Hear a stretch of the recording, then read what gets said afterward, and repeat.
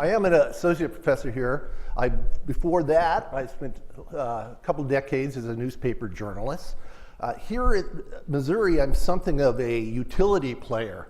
I teach everything from opinion writing to audience analysis.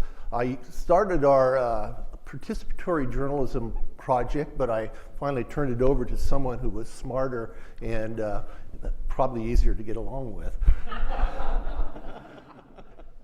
What I love, though, is my role as a near-term journalist, a near-term futurist. And I teach a class called Emerging Technologies in Journalism. Near-term futurism is the kind of art of looking 5 years ahead. It's more scheming than dreaming. We're looking at what's out there, nascent perhaps, and trying to forecast where it's going to go and how we can be a part of that. It's actually a lot of fun, and it means that I have a whole lot of toys in my office.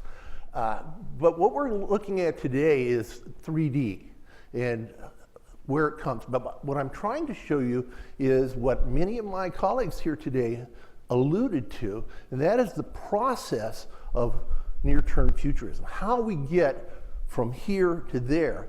Technology, remember this, technology is never invented. It's always evolved. And that's an important thing to remember, because if you know it's something evolved, you can look at the dinosaurs and see where they're going to be evolved to. And that's where we're going. First of all, I am a professor, so let's have a quiz.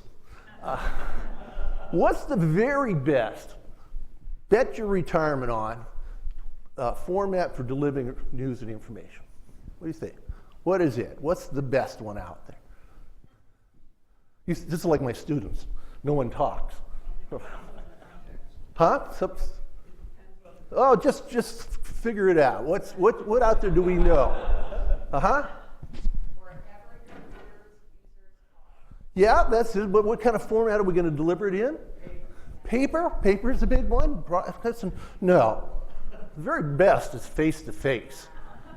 Face-to-face is it. If you can, the nuances are there. You see, you smell, you hear, you feel. You know all what's going on, and you exchange that information in such a broad base that it's something that our friends in the communications get their Ph.D.s in, trying to figure out how much volume you can transfer face-to-face. Now, my belief is that all other journalism is an attempt to get there.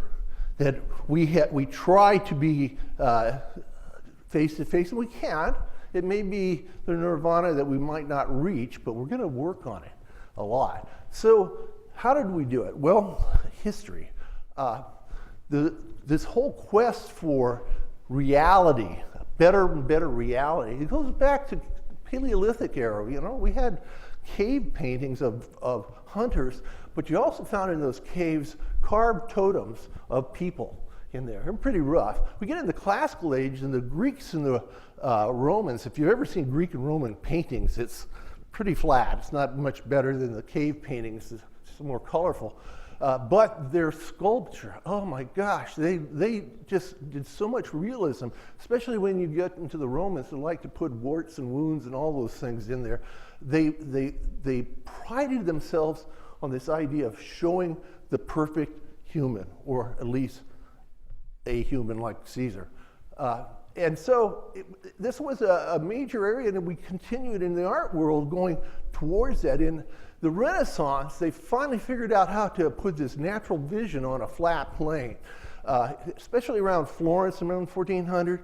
Had a bunch of artists there who were also mathematicians, and they figured out the mathematics that it takes to create perspective.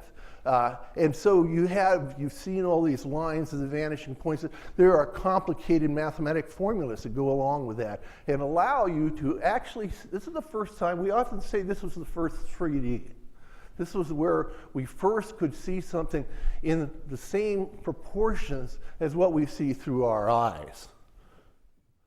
It's continued as we went through the 19th century, where the Victorians were just gaga about realism. They liked to do a lot of paintings that were just natural scenes. Looks like you walked out the door. And they were very good at it, very good at it. We see some, and there was a lot of playing with reality, trying to insert things, unreal people and things into reality, but the intent was to make you feel, I am there, I am on that street in Paris, and it's raining.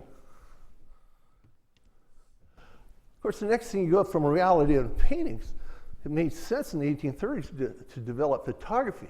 We're trying to get more and more real here. And so photography came about and was just wowed the world, became hugely popular. Within months of regular still photography, stereo photography was invented. The first time we took a picture here and then moved the camera a little bit and took the picture again and created stereo. But within a year or two, we had twin lens photos. And when we say stereographic, that means two images at once. And so stereo photos became incredibly popular. I mean, incredibly popular. They were the TV cameras of the time. In fact, the reason we got to do this, I did bring some of my toys here, is this, the Holmes stereograph. You've probably heard of Oliver Wendell Holmes. This little device that he built and refused to patent. He turned the patent over to the people so that everybody could have them. There are millions of these out there, millions. It's hard to go to an antique store that there's not one sitting in there. They became so popular that every parlor in the United States had one of some sort. They were the television set. And companies sold these stereo cards. Individual photographers sold them. Companies sold them. One company, Underwood & Underwood, sold 300 million stereo cards between 1854 and 1920. They also were part of journalism. They were an important part of photojournalism. Remember, we didn't have halftones until the 1870s. So there were no photographs in newspapers during the Civil War, but there were stereographers. 70% or so of all the photos in the Civil War were taken with stereo cameras. It was kind of like blogging, too. These photographers would show up on a battlefield, shoot a bunch of stereo photos, and then run out their wagons and hawk their stereo shots to different people, or they'd give them to agencies in there. What it did, though, very much like television in the Vietnam War, it brought home the horrors of war. You look, those are real Confederate dead. It's not pretty. And it also helped us understand why the war was going on. That's a picture of slave pens in the South. And so the social impact of these stereo photos was amazing. It's amazing. And this carried on through the World War I until we had another medium that took people's imagination. That was the film, the movie, which became very, very popular. And the stereo kind of went into a little bit of hiatus there. But in the 50s, Hollywood discovered that if you split up the film into red-green and give people these funny cardboard glasses, you could really get emotional impact. If you can look at the faces of some of these people, they're watching a horror film, you know, and they are, talk about engagement, they're reacting, right? And so there was a lot of engagement through this. It's hard to do, and people didn't like those funny glasses, but most of all, it got, even though we had Hitchcock and others doing classic films, it became identified with these funky horror movies. So it kind of took a little dip. Another technology, again, took over the imagination, television. And television became the primary way we got our entertainment in there. Then digital came along. Digital solved just a raft of problems for stereography. You could shoot something in a camera and adjust the lenses, how far apart there was, how much depth you get. You could go down to the pixel level and to manipulate it. And you could even make things that weren't there. You could make these very realistic avatars that are there. So you see people like Cameron and Scorsese who have said the future of the film is 3D. They say they'll always shoot 3D now because that's where the future of the film is. And it got us to thinking, well, my God, if movies are going into 3D. Where's journalism in here? And we find out it's being used in other fields, but not journalism. So we looked around, how can we do it? Well, the natural place that we're going to get is television. It's our big medium. And the problem with it, you still have to wear those glasses, and there's not much content. You get to see the same movies. But the glasses-free TVs are already there. They're coming. I have a glasses-free tablet that already works, so you don't have to use it. And the content, well, that's what we do. We're content providers. So it makes sense that journalists can be the people who solve this problem. The MU3D project is a multi-dimensional project with multiple departments. Gimal Balakrishan, my partner over there from architecture, was doing amazing stuff over there in architecture. They had this 15-foot wide screen, and they create images of the interiors and exteriors of buildings, and it's just amazing. Well, I saw that and I looked, okay, what can we do? Why can't we do that in journalism? Well, the big reason is if you were Scorsese and you got a couple of $1 million and 2 years to make a film, you can take all the time you want to make a shot. Even with architecture, you can work with your clients. You have a good amount of time to create what you want. What do we have in journalism? Hours at best, minutes more likely.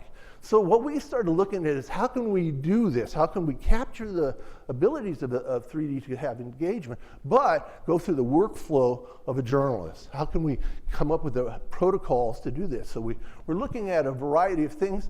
We're using a variety of different types of instruments in there, and the cameras, are 3D, are these little bitty cameras, a couple $100 now for cameras, still a video camera. That'll do very good 3D video and still in there. So we're looking at that, and that works fine. There are other instruments out there, but what we've got to do is figure out when a photographer goes out the door to shoot a fire, right now, they know exactly what they're going to shoot. Or a videographer comes out, they know where they're going to stand, they know exactly when to shoot. I'll tell you, it's not the same with 3D. Depth of field, forget it, it's gone. Panning, no.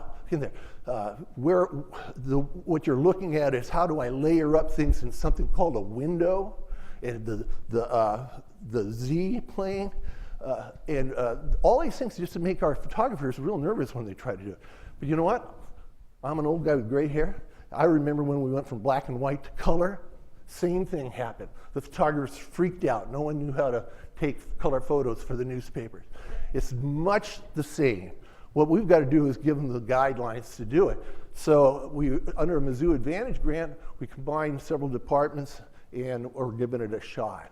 Now what happens is 3D that we're finding comes in a lot of different ways. And you've heard all sorts of virtual reality and other items that are fun. We're looking at the things that we think in a short term could end out with our consumers from the news organization. So really right now, there'll be more. Some of the stuff has been developed as we have been working on this. At first, we use this two-lens 3D, and it's ideal for 3D television. And what you get is, if we can get it,